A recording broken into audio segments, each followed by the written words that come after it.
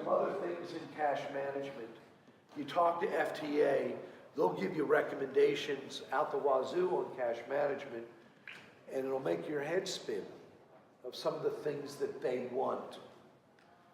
They want you to use electronic registering fare boxes that cost thousands of dollars a piece and frequently break down almost to the level where you need a dedicated fare box maintenance mechanic in your shop just to keep the fare boxes working. They want you to have dedicated counting rooms that can be locked and walled off and not in public view. They want you to have internal security cameras in the room so that we're constantly taping all of the cash counting activities. They want you to have machines available to count bills and coins rather than manually count. Few of us in rural transit have the facility, resources, or the money to afford the kinds of things that FTA would point out as best practices.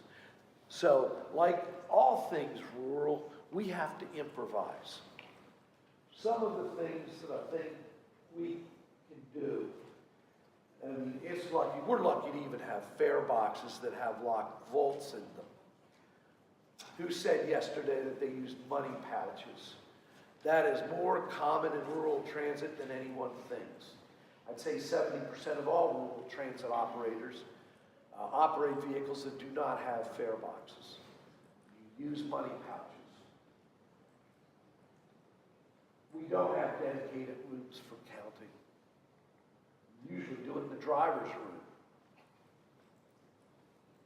So some of the things that we can do in fare collection that will help. Number one, with the money pouch,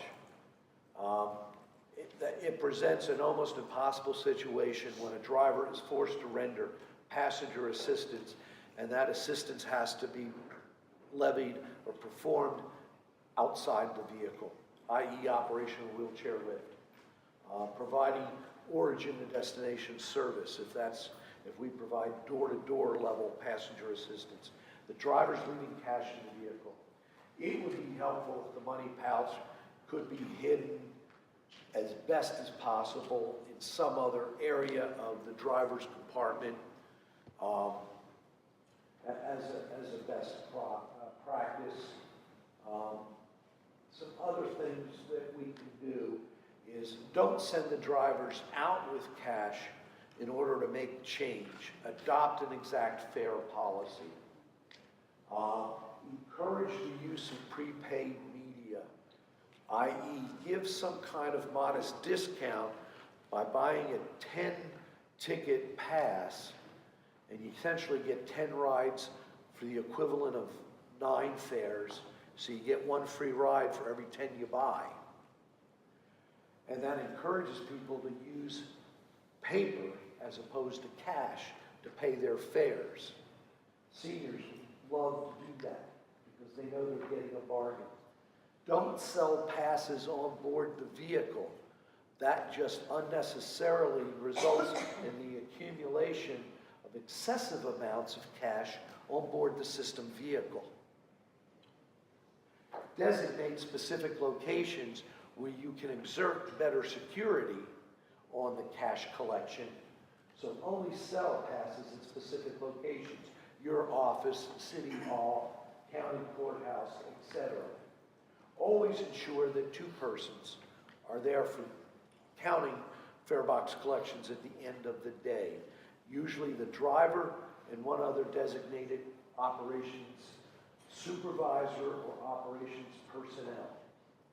Make sure they both sign the fare tabulation sheet. So you've got on record written agreement that they agree on how much cash has been collected. If you have automated scheduling software, which I used Route Match as the example yesterday, but I understand you're switching over to HP. It's QRAD is the name of the software. Yeah. Make sure that you've got policies in place to reconcile fare collections on what the software says you should have in the money pouch for that day, and determine what you're going to do if there's a difference. There are some systems that basically just say the driver must make up any differences in reconciled amounts in actual cash collected.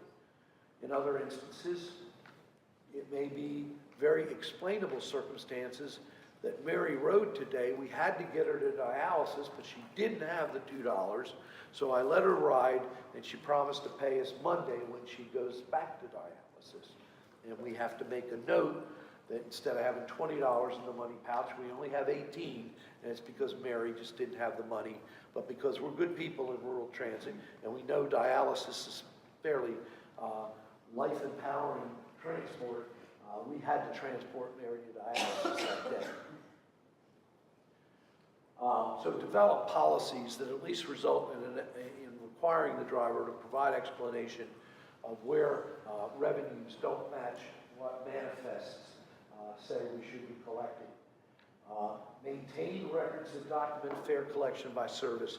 I guess, and I'm a little less familiar with the Q software than I am with Route Match, but I'm assuming that they assign run numbers, and typically run 101, 102, 103 will generally be 101 might be to the Smithville Senior Center, 102 may be the Medicaid run, 103 is the Town Center Shopping Mall run. You'll have runs like that. Keep fare counts by runs. And if they don't result in an 8-hour shift, the driver comes back in, collect the pouch, empty the pouch, reconcile the manifest, provide a new pouch when that driver goes out 45 minutes later to begin another run.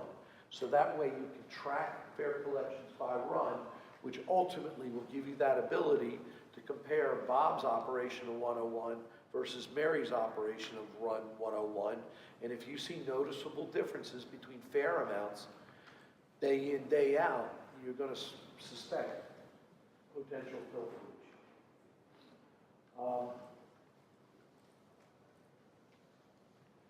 Ensure that different individuals are responsible for accounting entries.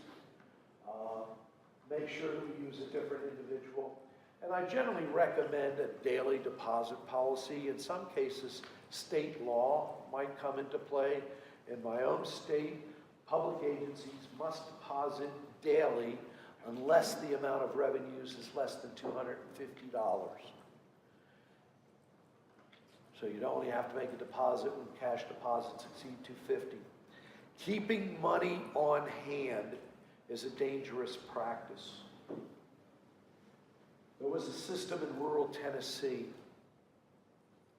single county system, very, very rural. Took forever to get there.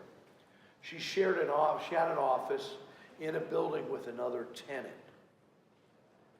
She had a safe, and it literally was her as the transit director. She had one half-time person who would help taking calls for demand response trip reservations.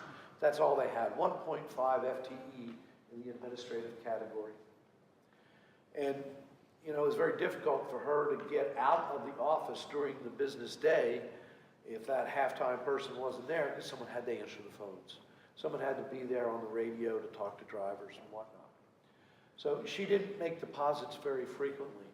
She recognized the risk that posed and bought a safe, affixed the safe to the wall, had it bolted to the wall, and kept money in there. We kind of have an epidemic in this country of opiate addiction. And what happens when we have high addiction rates in our community? We also have high incidence of petty theft of cash, right? Well, in this rural community, this is the situation. And although we didn't suspect any of the drivers, somehow word in the community got out that this transit system had a safe in the office. And desperate people do desperate things.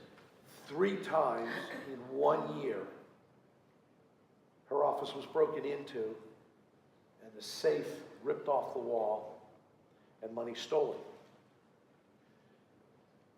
The unusual part of this story is I mentioned she was in and I shared the building with another tenant. You know who the other tenant was? Tennessee State Highway Patrol.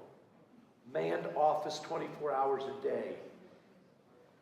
There were police right next door. She had the safe mounted on the adjoining wall that went into the barracks of the state police. 3 times she got stolen. She had theft. Daily deposits eliminate the possibility, reduce the risk that you face. You're responsible for those fare collections. And in transit, since we deduct fares from total operating expenses, we don't get to just, if someone steals our fares, we just don't tell Nancy and Michelle, hey, we're going to report higher net cost of service this month because someone stole $2,000 from us. That's not how it works. We've got to report the fares, period. We've got to make up the difference. We're responsible. So we've got to be very careful about fare procedures, and we have some diagrams in the PowerPoint presentation that help out and will assist in determining best practices here. Segregation of duties is number one. A couple other things that you can do is, in my office, I used to spend thousands of dollars on very high-end digital computer printers, and gosh, with scanning technology today, I could put a dollar bill on my $50 Canon scanner all in one now and produce something that looks pretty close to a dollar bill. Be aware that when you sell passes, tickets, and tokens, somebody's thinking about that very same thing in terms of maybe creating their own version of your passes and tokens so they can ride free. There's a couple things you can do with respect to internal controls to minimize potential harm. Number one, always, if you can, number any type of paper fare media. Use sequential numbers and track what series of numbers should be in use during the month of July. And if an odd number comes up, it should arouse suspicion. May not necessarily be a phony pass, but it should arouse suspicion and warrant further investigation. Rather than go down to the local FedEx Kinko's and use the cheapest, most common 20-pound weight paper stock that they use for every print job, print your stuff on a very unusual or less ordered, less common colored paper stock. If possible, include a graphic that is at very high resolution on your pass, like a picture of a building or picture of a bus, because when reproduced by lesser quality equipment, that bus picture will come out blurry on the fake pass or token, whereas it'll be very clear on your version of the pass. And so various tricks like that can result in fewer opportunities to produce fraudulent copies of your tickets and sales. So any questions about those types of procedures that enhance your overall internal controls over project cash assets? I have a quick question, Rich. When this is kind of follow up from our conference call yesterday, if there is a third-party operator involved and they are actually the ones receiving the fare box, Right. or have control over the fare box, then what is the best mechanism for accounting for those funds? And logistically, it doesn't make sense that those funds are going to be turned over to the subrecipient, right? Right. The risk of moving cash is far greater than virtually anything you can do. The last thing in the world you want to do is move cash from the TPO's office to your office, unless you want to go to the expense of hiring an armored car service. Most rural systems will not do that. Some do. I was at tribal transit program last week, and they literally move their fare revenues via a hired car service, armored car service, and they spend thousands of dollars a year just moving money. Not making money, but moving money. So the general philosophy, best practice in contract transit operations is that the contractor retains all the fare revenue. You design the report of how that fare revenue is reported. And he should report that on a daily basis, electronically, here's today's fare collections, and then provide you with a written formal report each billing period of how many adult fares, how many senior fares, how many reduced children fares we collected during the billing period or the period involved. You should compare that data against historic records to make sure that it seems to be trending with what seems reasonable. You should have contract clauses that reserve the right for your personnel to visit their offices at any time you see fit to observe the revenue counting, tabulation, and recording processes. You should include a clause that indicates that any time you as the buyer observe improprieties in the reporting of fares, it shall be grounds for contract termination. So you want to basically put the fear of God in the contractor so they're not trying to cook the books with fare collections to enhance their bottom line. Usually the fares in rural transit aren't significantly large enough to really, if a contractor's trying to abuse you financially, that's not the area they're going to do it. No one would risk a multi-year contract over stealing $10 out of today's fare box to increase their bottom line. That would be a very poor business decision on the part of the TPO. And we in rural transit are kind of friendly. If a vendor's ever ripped us off, everybody in this room is going to know about it by the next conference. And when the next bid comes out, the buyer's going to know these guys got terminated in Smith County because one of their employees was stealing.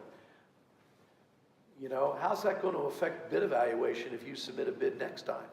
Very adversely. It's going to have a negative impact. It's the last thing in the world a vendor wants to do. So it is a relatively low risk. As much as it seems that the process is totally out of your control, it's a very low risk operation to vest with the subcontractor. I've only seen one instance in my career where the subcontractor had an issue with fare tabulation. It was MV Transit in Columbia, Oregon. They had an employee stealing fares. They didn't have security cameras. They did the counting in county offices, but they didn't have cameras, and he didn't get caught until a new manager came in for MV and noticed the fare collection levels on Monday were very different when this guy was in the office and when somebody else participated in the counting. That's what got their attention. Then they started tracking and they caught him. And they estimated on discovery about $38K worth of money that MV as a contractor paid back to the county to make restitution for their failure to catch their own employee doing it. So MV lived up to its end, but MV got thrown out of that county in the next round, and MV's having a hard time being competitive in that section of the state now because word got around that people were stealing revenue on their watch. It's cost them tens of thousands of dollars, if not hundreds of thousands of dollars in business. So it's the last thing in the world a contractor wants to have happen. They'll go to perhaps measures that far exceed what I put on the slide to make sure their own employees are not misbehaving. Or they should be. They should be. The business damage that a little thing like this could do to their company far exceeds the amount of money that they could steal. So, yes, so it's common that the contractor keeps the fares. They go ahead and deposit it in accordance with their own deposit policies. And we just may want to periodically observe those reports against historic records when we ran the service directly, make sure that the fare levels seem consistent with the average fare paid by the passenger. And we can do some rough checks in our office to make sure everybody's playing by the rules.